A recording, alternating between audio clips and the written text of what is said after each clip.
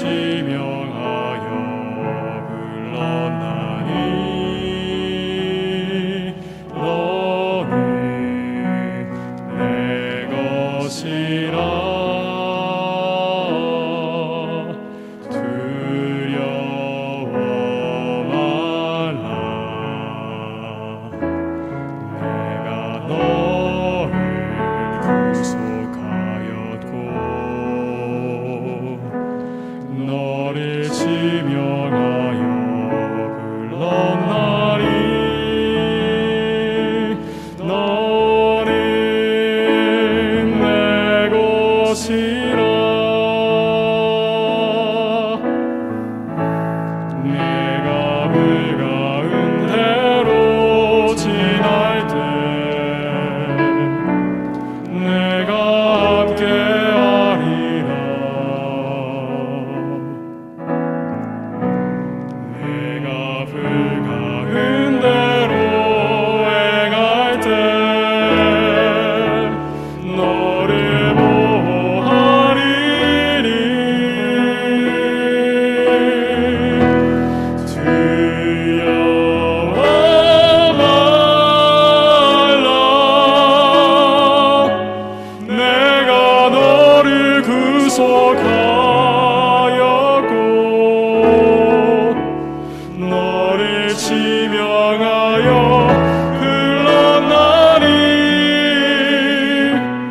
너는 내 것이라.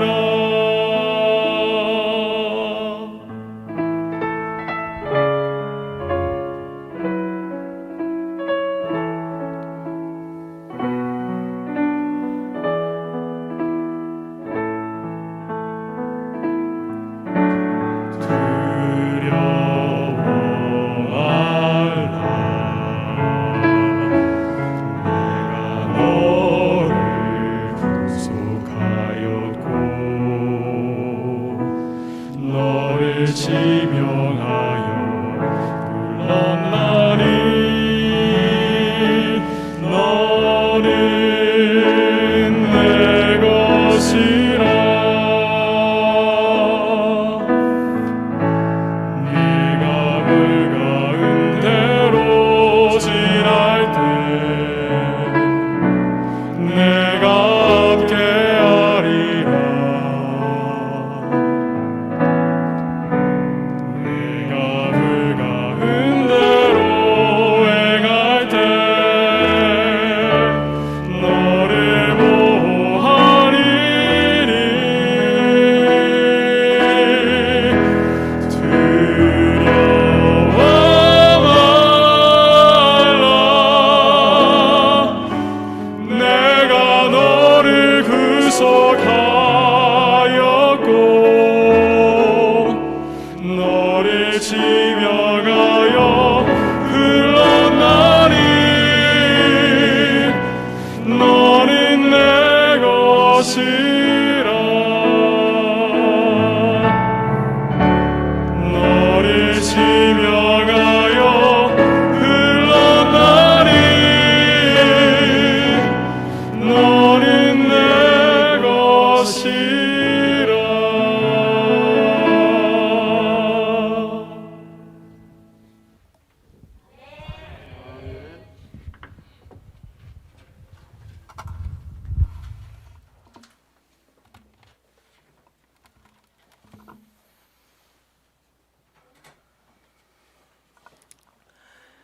우리를 당신의 것으로 삼으신 하나님께서 우리를 지명하여 불러 당신의 행복 속으로 초청하여 주셨습니다. 하나님께서 주신 그 귀한 행복들이 이 자리에 계신 모든 성도님들과 함께 있게 되시길 예수님의 이름으로 축원드립니다. 누가 더 큰지를 아는 것을 통해 오는 행복들이 있다는 것 알고 계십니까? 성경이 말하고 있는 진정한 서열 정리에 대하여 알고 계십니까? 오늘 주님께서는 저희의 화평과 행복을 위하여 누가 더 큰지 누가 더 작은지에 대하여 명확하게 알게 되기를 바라고 계십니다. 주님께서 주시는 귀한 기별 속으로 함께 들어가셔서 여러분들의 삶의 화평이 가득 채워지게 되기를 예수님의 이름으로 축원드립니다. 먼저 잠언 22장 10절에 있는 말씀을 함께 읽어보겠습니다. 함께 읽어볼까요? 시작.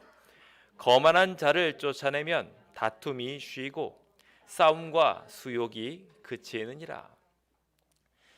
싸움은 사실 누군가가 더 강하다고 생각하는 이유에서 발생합니다. 비등비등하다고 생각하는 가운데 그래도 내가 더 맞는 것 같아 라는 생각이 들 때 비로소 성립하지요. 굉장히 강한 존재가 있다면 어떻게 될까요? 그 앞에서 싸우려는 생각을 할까요? 아니면 양보하고 굴종하는 마음을 가질까요? 저희가 진짜 싸움이 이루어지는 이유는 바로 이러한 거만한 마음으로 나는 저 정도 사람이면 이길만 해 라는 생각을 가지고 비등비등한 관계 가운데 거만한 마음으로 이루어지는 것이 다툼입니다. 우리의 삶이 화평으로 가득 차게 되기를 소망합니다. 그 일이 가능해지려면 우리 앞에 계신 큰 분을 만나야 합니다. 그렇게 진정한 서열 정리가 이루어지게 된다면 오늘 우리의 삶은 보다 화평을 향하여 가까이 다가갈 수 있게 될 것입니다. 우리 하나님께서는 저 아름다운 세상에 어떠한 행복을 우리에게 설명하고 계실까요? 어떻게 하늘에서의 서열 정리가 이루어지는지 오늘 성경적인 이야기들을 통하여 함께 은혜 나눠보고자 합니다. 역대하 12장 8절에 보면은 이런 말씀이 등장합니다. 그러나 그들이 시삭의 종이 되어 나를 섬기는 것과 세상 나라들을 섬기는 것이 어떠한지 알게 되리라 하셨더라. 여기 등장하는 시삭이라는 이름은 현저함이라는 뜻을 가지고 있는 애굽 22대 왕조의 이름을 대표하고 있습니다. 즉 애굽의 통치 원리를 말하는 사람들, 애굽이 그들을 종삼아서 살아왔던 순간들을 떠올리게 하는 이 단어로 이 시삭이라는 단어가 사용된 것입니다. 하나님을 섬기는 것과 세상을 섬기는 것의 차이점에 대하여 하나님은 말씀하고 계신 것입니다. 사실 세상에서의 서열 정리는 간단합니다. 상하 관계로 만들어져 있고 더 강한 자가 더 약한 자를 지배하며 그들을 통치하곤 합니다. 그래서 그곳에서 평화가 만들어지는 방법을 우리 한국 한민족들은 이렇게 정리하면서 따라갔습니다. 4대 사상. 보다 큰 곳이 있으면 그들을 섬기면 평화가 이루어진다라는 방법이었죠. 그런데 어디 그것이 쉬운가요? 분명히 커다란 존재들도 있지만 옆을 바라볼 때마다 나랑 비등비등해진 존재들이 많습니다.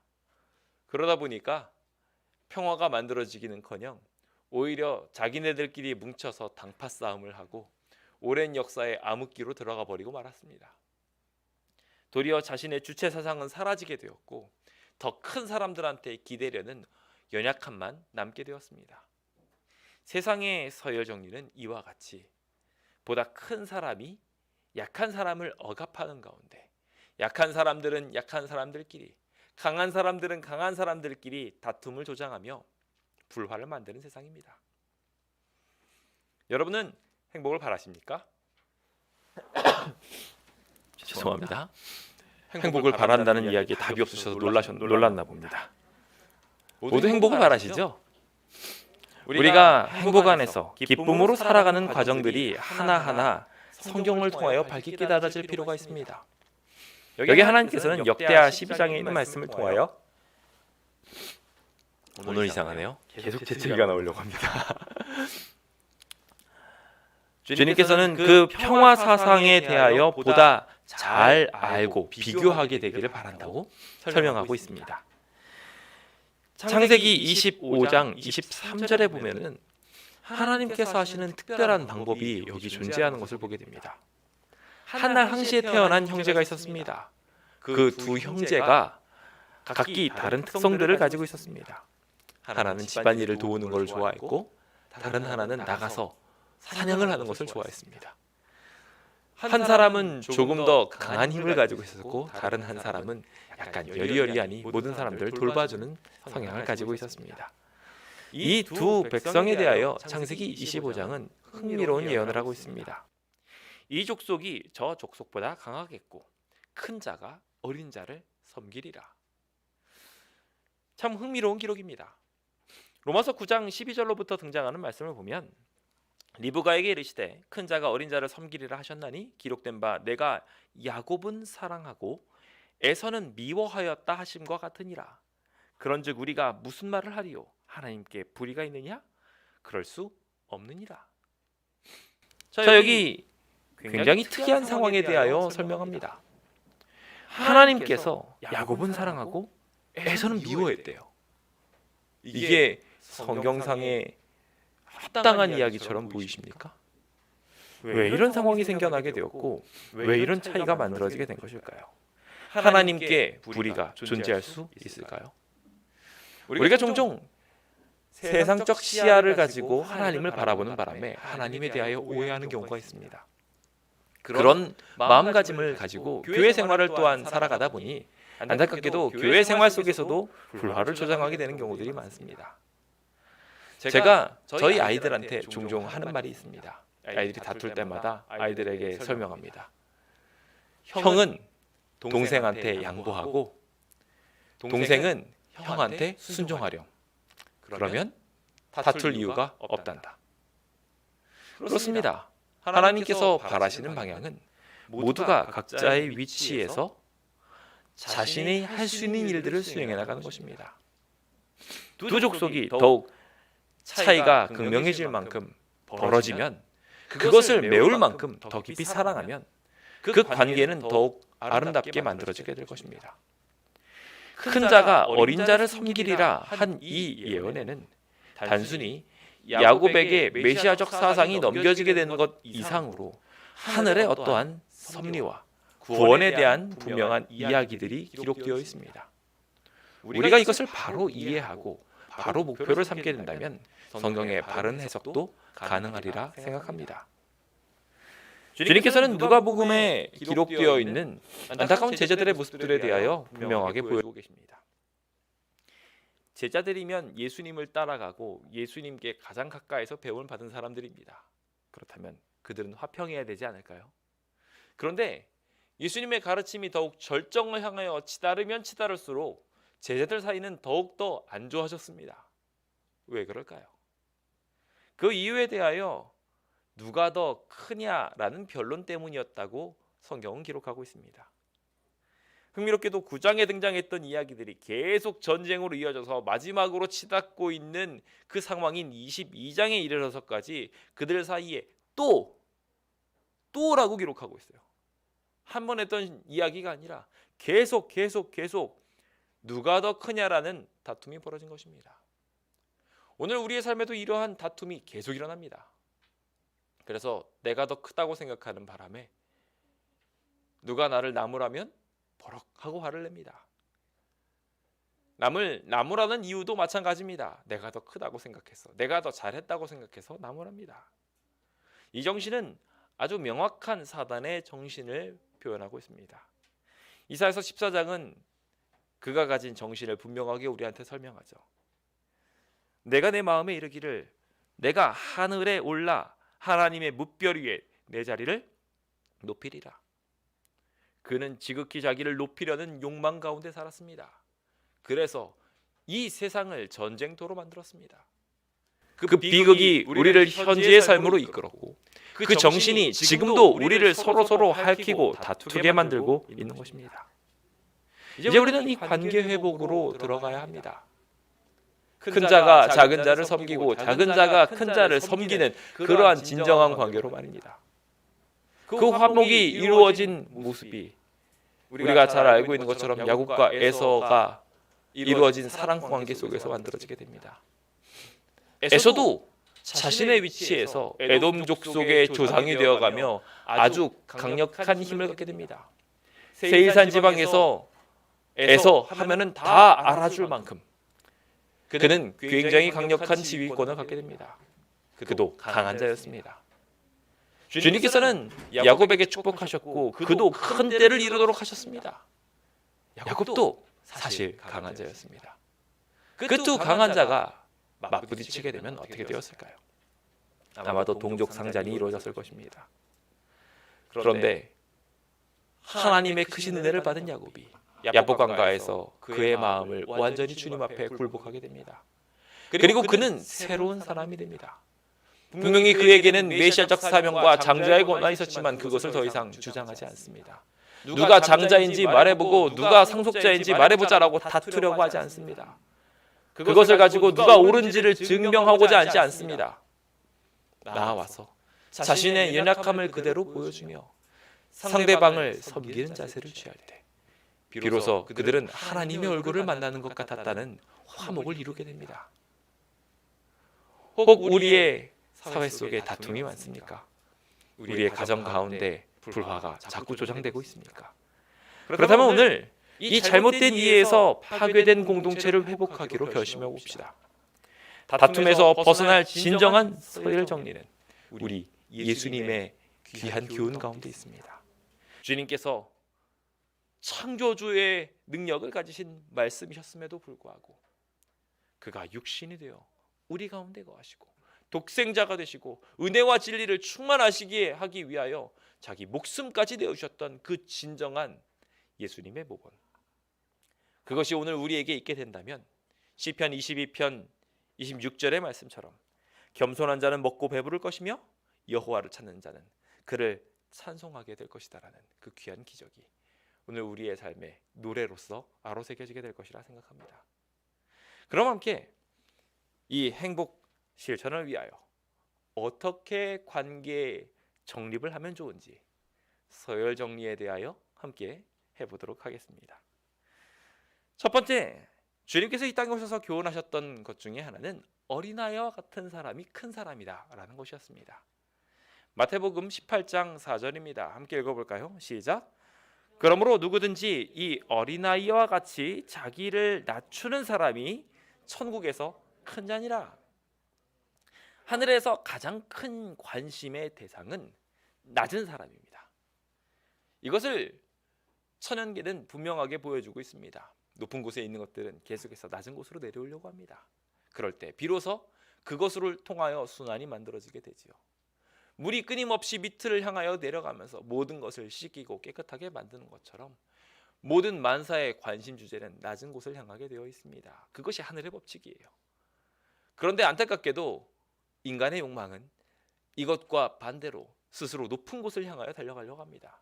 그렇게 하나 둘 자신의 욕망들을 쌓아가며 바벨탑을 만들게 되면 세상의 법칙과 하나님이 만드신 법칙의 충돌로 인하여 그 바벨탑은 결국 무너지고 말 것입니다. 그것이 다툼의 온상이며 그것이 하나님과 우리 사이의 불화의 근거가 됩니다. 하나님께서는 진정한 행복을 위하여 낮은 사람을 향한 관심이 필요하다고 분명하게 역설하고 계십니다. 마태복음 19장 14절의 말씀입니다. 예수께서 이르시되 너희 어린 아이들을 용납하고 내게 오는 것을 금하지 말라. 천국이 이런 사람들의 것이니라. 천국이 가득 채워지게 되는 곳은 어떤 사람들이냐면요, 바로 어린아이와 같은 사람들이래요. 근데 여기 어린아이들은 어떤 사람입니까? 지금 이 어린아이들이 왜 오지 못하게 되었을까요? 이 아이들은 그냥 와서 자기의 축복을 바라며 소란하게 만들고 있었습니다. 예수님의 사역이 더 거룩하게, 더 멋있게 이루어져야 된다고 제자들은 생각해서 이 아이들이 오는 것에 대하여 선을 그었습니다. 이렇게 약한 아이들, 이렇게 보잘것없는 아이들이 예수님한테 자꾸 들러붙으면 예수님은 에너지만 소모하게 될 거야. 그러니까 예수님이 높아질 만한 거를 예수님께 가까이 가져다 두도록 하자. 병자? 그래, 병자들은 괜찮아. 왜냐하면 병자들은 예수님이 고치시거든요. 그럼 그 고치시는 것을 통하여 예수님의 명성이 올라가거든요. 그럼 이건 아주 유익한 거야. 바리새인들, 서기관들, 그 사람들도 좀 가까이 사귀었으면 좋겠어. 제자들은 그렇게 생각했을지 모르겠어요. 백성들이 쫓아와서 환호하는 모습을 그들은 고대했습니다. 그런데 하늘의 법칙과는 달랐습니다. 여기 완전하게 소외될 만한 존재들이 있습니다. 바로 어린이들입니다. 예수님께서 어린이들에게 축복을 해주십니다. 쓰다듬어 주면서 그들에게 조언도 하시고 사랑도 나눠주십니다. 그런데 이것은 별반 유익이 예수님께 없는 것 같아 보여요. 사실 가장 없는 사람들처럼 보입니다. 아이들이 예수님을 쫓아다니면서 와 하고 시끄럽게 굴면은 집회가 제대로 이루어질까요? 안 되는 것처럼 보입니다. 그렇다고 어린아이들한테 축복을 예수님께서 빌어준다고 해가지고 눈앞에 명성이 막 올라가고 그러느냐? 그렇지도 않아요. 제자들이 보기에는 별 도움이 안 되는 것 같습니다. 그래서 가장 필요 없는 존재가 되었습니다. 그런데 예수님께서는 도리어 이 어린아이들에 대하여 설명하시면서 이런 낮은 자들의 세상이 하늘이다라고 말하고 있습니다. 그 낮은 자들이 가득한 곳이 하늘이다라고 설명하고 있어요. 마태복음 18장 4절도 그것을 설명하면서 이 어린아이와 같이 자기를 낮추는 자가 천국에서 큰 자라고 설명하고 있습니다. 자기가 낮아지고 겸손해지고 그 부족함을 아는 사람들이 거기 가득 있는 곳이 하늘이라고요. 하늘에 가면 모든 게 다 채워질 것이라고 착각하고 계신 분들이 있다면 오늘 이 세상에서 좀 생각을 바꾸셨으면 좋겠습니다. 주님께서는 오병이의 기적을 일으키신 그 상황 속에 그곳에 엄청난 식사 자리를 만드실 수 있었음에도 불구하고 단순한 식사 자리를 만드셨고 그 단순한 식사 자리에 대하여 영감의 말씀을 묘사하면서 그것이 하늘의 식단이었다고 말하고 있습니다. 우리가 생각하는 왕 같은 세상이 하늘이 아니라는 거예요. 하늘은 어쩌면은 부족한 것이 가득하지만 사랑이 넘치는 곳일지도 모르겠다는 생각이 듭니다. 그 부족을 채우시는 하나님이 계시기에 그리고 그 부족들을 서로 채워가는 모든 존재들이 있기에 진정한 행복이 이루어질 수 있는 곳이 전 천국이라고 생각합니다. 물론 결핍이 있는 곳은 절대로 아닙니다. 하지만 오늘 우리가 생각하는 것만큼 사치와 향락이 있는 곳은 절대 아니라는 것입니다. 주님께서는 이 낮아진 자들을 채워지는 세상 속으로 여러분을 초청하고 계십니다. 그럴 때 비로소 행복이 이루어진다고 말이죠. 누가복음 9장 48절은 그래서 계속해서 이 말씀을 설명하면서 내 이름으로 이런 어린아이를 영접하면 누구를 영접한 거라고요? 나를 영접한 거라고요.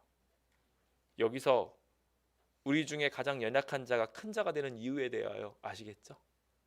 가장 연약한 자가 예수님이 되는 거예요. 가장 부족한 사람이 하나님과 같은 존재로 대접받는 겁니다. 그렇게 될 때 비로소 하나님께서는 이 세상이 올바로 돌아갈 수 있다고 설명합니다.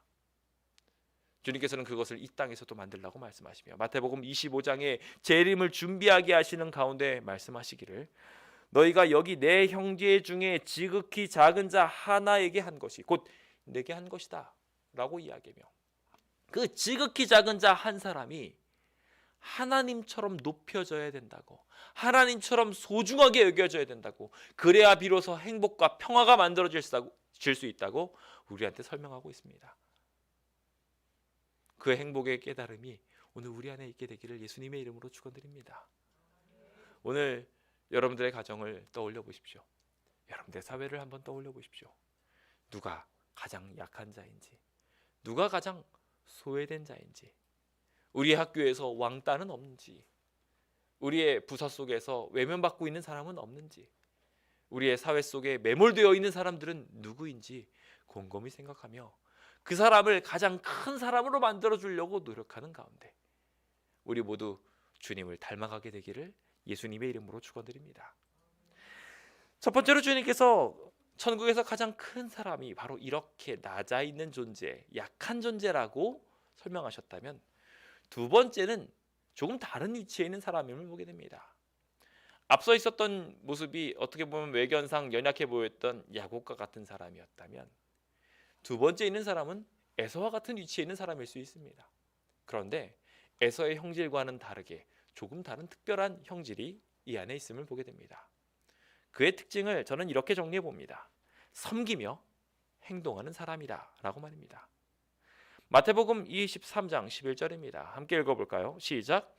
너희 중에 큰 자는 너희를 섬기는 자가 되어야 하리라.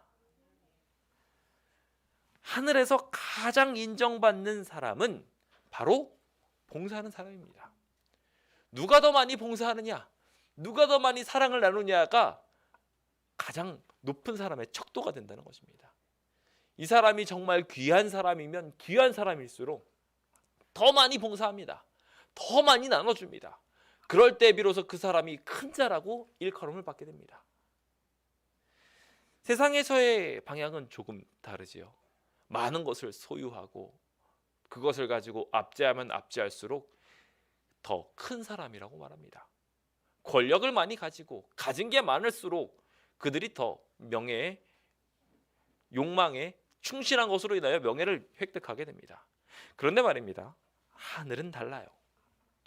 하늘에서는 아주 명확하게 말하기를 다른 사람을 섬기면 섬길수록 큰 사람이 될 수 있다고 말합니다. 마가복음 9장 35절은 다음과 같이 말씀하십니다. 12제자를 불러 이르시되 누구든지 첫째가 되고자 하면 뭇사람의 끝이 되며 뭇사람을 섬기는 자가 되어야 하리라. 첫째가 되려고 한다면 섬기는 자요 끝의 자리에 있는 사람이 되어야 한다고 누누이 강조하시는 것입니다. 잔치 자리에 간다면은 오히려 그대가 상석을 차지할 것이 아니라 제일 말석을 차지하라고 말하십니다. 상석을 차지했다가 괜히 쫓겨 내려와서 더 높은 자가 왔을 때 얼굴 뜨뜻해지지 말고 차라리 말석에 들어가서 높임을 받으라는 것입니다. 그것이 오늘 우리가 가져야 될 지혜로운 생각입니다. 주님께서는 그 큰 자들이 섬기는 세상을 만들고자 하십니다. 주님께서 많은 것을 우리한테 주신 이유는, 많은 힘들을 우리한테 허락하신 것은 그것을 가지고 다른 사람들을 보살피고 나누도록 하기 위함입니다. 5,000명이 있었습니다. 그 5,000명 중에서 떡이 있는 아이는 불과 1명이었을지 모르겠습니다. 물론 더 있었을 수도 있겠습니다만, 그 어린아이의 한 아이의 떡 하나가 섬김으로 바쳐지게 되었을 때 모든 이들에게 가득하게 되었음을 보게 됩니다. 오늘 우리의 삶에 풍족이 만들어지게 되면 이와 같은 상황이 만들어져야 됩니다. 제자들이 서로 교만해져서 서로 발을 닦지 않고 누가 발을 닦아줄 것이냐라고 경계하고 있을 때에는 절대로 평화와 화평이 만들어질 수 없었습니다. 도리어 주님께서는 가장 스승으로서 가장 낮은 자리에 들어가셔서 이곳에 평화를 만들어내셨습니다. 여기 이 땅에서 가장 큰 스승으로 계셨던 예수님의 교훈이 존재합니다. 주님께서는 이 땅에 오셔서 가장 낮은 자리에 앉으심으로 모든 사람을 치료하시고 모든 사람에게 사랑받는 존재가 되셨습니다. 이것이 오늘 우리가 화평을 갖기 위한 가장 큰 깨달음이 되어야 합니다. 모두 함께 그 섬기는 자의 자리로 들어갑시다. 내가 섬기려고 하면 할수록 하늘의 귀한 칭함을 받게 될 것입니다. 하늘에서 우리를 더욱 격려하고 지원할 것이고, 우리가 나누면 나눌수록, 나누는 포부가 커지면 커질수록 하나님께서는 우리한테 더 많은 것들을 부어주실 거라고 저는 믿습니다. 하나님께서는 그렇게 나누는 자리에 우리를 임명하여 주셨기 때문입니다. 누가복음 22장 25절과 26절은 말하기를 이방인의 임금들은 그들을 주관하며 그 집권자들은 은인이라 칭함을 받기를 좋아한다고 말합니다. 이것 세상의 법칙이에요. 하지만 하늘의 법칙은 이것과 달라서 주관하고 은인의 자리에 오르지 않고 도리어 섬깁니다. 너희는 그렇지 않을지니 너희 중에 큰 자는 젊은 자같이 되어서 그 힘을 가지고 그 연소함을 가지고 봉사하는 사람이 되어야 되며, 다스리는 자는 섬기는 자와 같이 되어서 주변 사람들을 채워줘야 된다는 것입니다.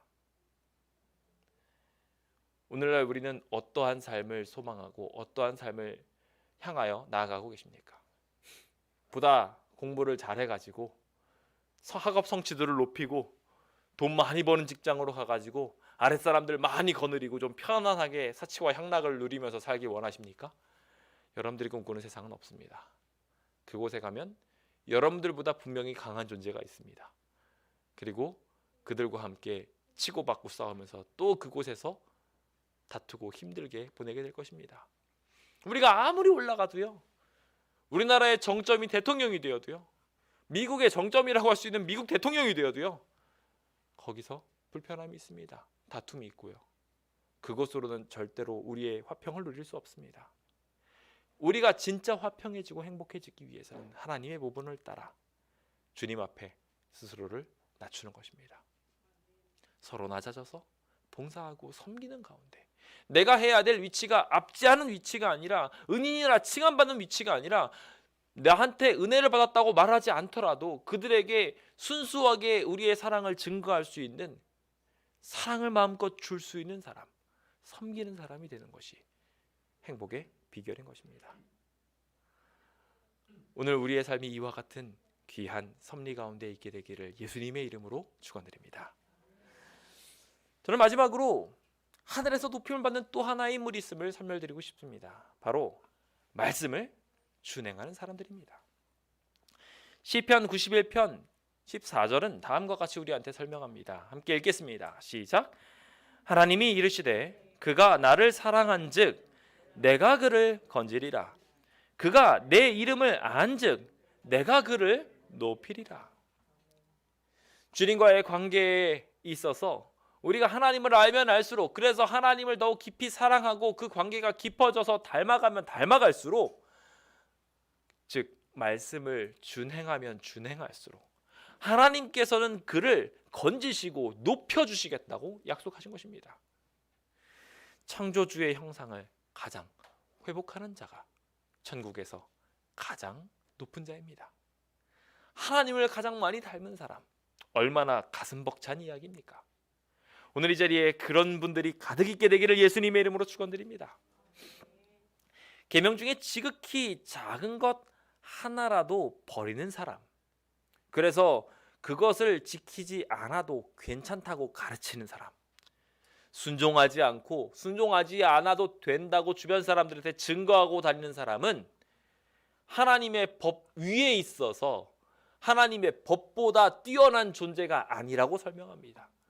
카톨릭은 자신 있게 자신이 그렇게 말하죠. 때와 법을 변기하여 하나님의 말씀보다 자기의 말씀이 더욱 높은 위치에 있다고 자만하고 그것을 가지고 외칩니다. 나는 이렇게 높은 자리에 있다고 말입니다. 교만해집니다. 안타깝게도 하나님은 그 방향 속에는 평화가 없다고 말합니다. 안타깝게도 그것은 압제와 핍박으로 이어지게 되는 권세의 지름길이고, 그 잘못된 권세가 세상을 얼마나 큰 암흑기로 이끌었는지 우리는 역사를 통하여 압니다. 반대로 우리는 어떻게 행복을 누릴 수 있을까요? 천국에서 지극히 작다 일컬음을 받는 이 사람들과는 다르게 누구든지 하나님의 말씀을 행하고 가르치는 사람은 천국에서 크다 일컬음을 받을 것이라고 분명하게 말씀하고 계십니다. 하나님의 말씀이 우리의 삶에 접목되어지고 그것을 다른 이들에게 전파하며 사랑의 관계를 만들어가는 사람들은 천국에서 크다고 일컬음을 받게 되는 것입니다. 하나님을 더 많이 알면 알수록 그 백성은 더욱 강하여지고 용맹하게 될 것이다라고 분명하게 설명하고 계신 것입니다. 시편 91편 14절에 말씀하셨던 것처럼 그렇게 사랑하고 안즉 주님께서 알아서 그를 건지시고 높이시는 것, 그것이 오늘 우리가 진짜 행복을 위하여 높은 자리, 즉 서열 정리를 제대로 하는 것입니다. 내 앞에 하나님이 계신 것, 하나님을 닮아가면서 하나님의 형상을 회복하기 위하여 애써가는 것, 더 많은 하나님을 닮아가기 위하여 스스로를 계속해서 낮추는 것, 그렇게 연약한 자들을 채워가는 과정들을 통하여 진짜 천국을 만드는 것이 오늘 우리의 삶의 목표가 되어야 하는 것입니다. 침례 요한은 이 땅에 있었던 어떤 사람보다 큰 자라고 일컬음을 받는 사람이었습니다. 여자가 낳은 자 중에서는 그보다 큰 사람들이 없대요. 왜인고 보면은 누가복음 1장에서 보면은 그가 주 앞에서 큰 자가 되었다고 말하면서 그는 포도주와 독한 줄 마시지 않았고 모태로부터 성령의 충만함을 받아가지고 광야에 나가가지고 모든 자신의 욕정들 욕망들 다 내어쫓으면서 하나님 앞에 순종하는 사람으로 살았다는 거예요. 그래서 그는 큰 자였다고 기록하고 있어요. 요한이 큰 자였던 이유는 다른 것이 아닙니다. 주님의 말씀이 그 안에 있었습니다.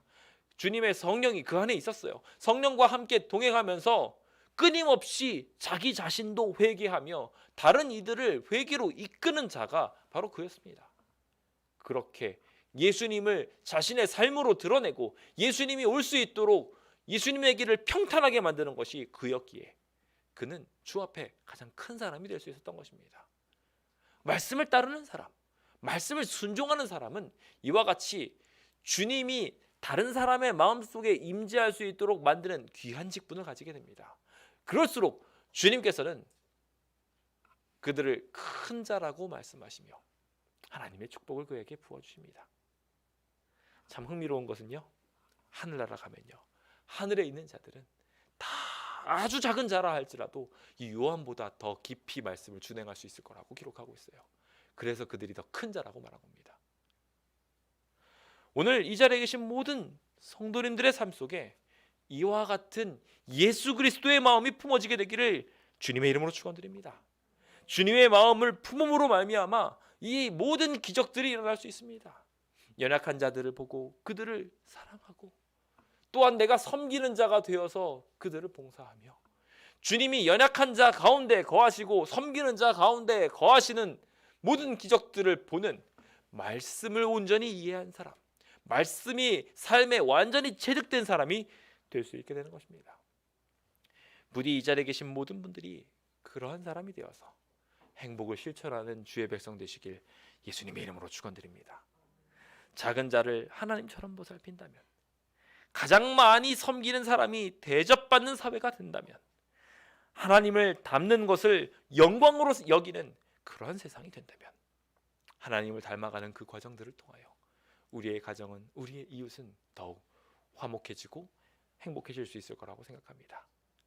하나님의 아들이라 일컬음을 받게 되는 화평의 사자 되시길 예수님의 이름으로 축원드립니다. 홀 어머니를 모시고 있는 내외가 있었습니다. 날마다 고부간의 갈등으로 인해서 싸워가지고 정신이 없는 가정이었습니다. 남편은 아내의 편을 들 수도 없었고 어머니의 편을 들 수도 없었습니다. 어떻게 될지 도저히 모르겠는 거예요.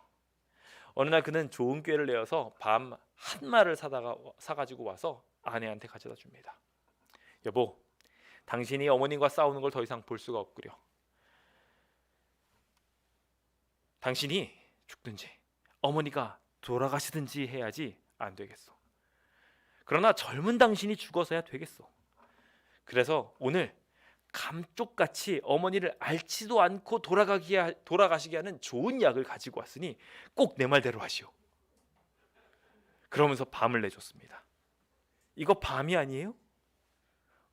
이거를 삶아가지고 매일 잡숫게 하시오. 그러면 점점 뚱뚱해져가지고 살이 쪄가지고 혈압이 높아지고 앓다가 쉽게 죽게 될 거예요. 그래요? 이 이야기를 들은 이 아내는 그날부터 바로 들어가서 이 밤을 정성껏 삶아서 주기 시작했습니다. 행여나 안 먹을까봐 정성을 들여서 어머니 간식 좀 가지고 왔어요 하면서 밤을 넘겼대요. 밤을 딱 받아가지고 이상하다 갸우갸우 거리던 어머니는 그래 고맙다 하고서 먹기 시작했어요. 하루 주고요, 이틀 주는데 며느라기가 바뀐 걸 보고 어머니의 마음이 녹기 시작한 거예요. 그래서 어머니가 그 다음부터는 이 아내한테 사랑을 막 듬뿍듬뿍 주기 시작하는 거 있죠. 그 듬뿍듬뿍 사랑을 받다 보니까 이 아내도 이제는 안 되겠는 거예요. 이거 드시다가 어머니가 죽으면 안 되겠는 거죠. 그래서 건강식으로 다시 챙겨드리기 시작했다는 얘기가 있습니다. 오늘 우리 가운데 진정한 행복은 이렇게 만들어집니다. 비록 시발점이 조금 잘못된 이야기이긴 하지만 서로 섬기게 되고 낮아지게 되고 그렇게 하나하나 희생해가는 과정 속에 진정한 서열 정리가 만들어지게 되는 것입니다. 하늘에서의 서열 정리는 이와 같이 화평을 만들어내고 행복을 만들어냅니다. 부디 이 자리에 계신 모든 분들이 그 어린아이와 같은 일을 더욱 보살피며 섬기며 봉사하는 위치에 들어가 하나님을 더욱 닮게 되는 그런 귀한 주의 백성 되시길 간절히 바랍니다. 주님의 능하신 손 아래서 우리가 그렇게 겸손하게 자신을 낮추게 된다면 주님께서 때가 될 때 알아서 우리를 높여주실 것입니다. 그 귀한 축복으로 들어가셔서 하나님이 바라시는 진정한 큰 사람, 하나님이 말하는 진정한 행복의 사람 되시길 간절히 바라면서 오늘 모든 말씀을 마치도록 하겠습니다. 감사합니다.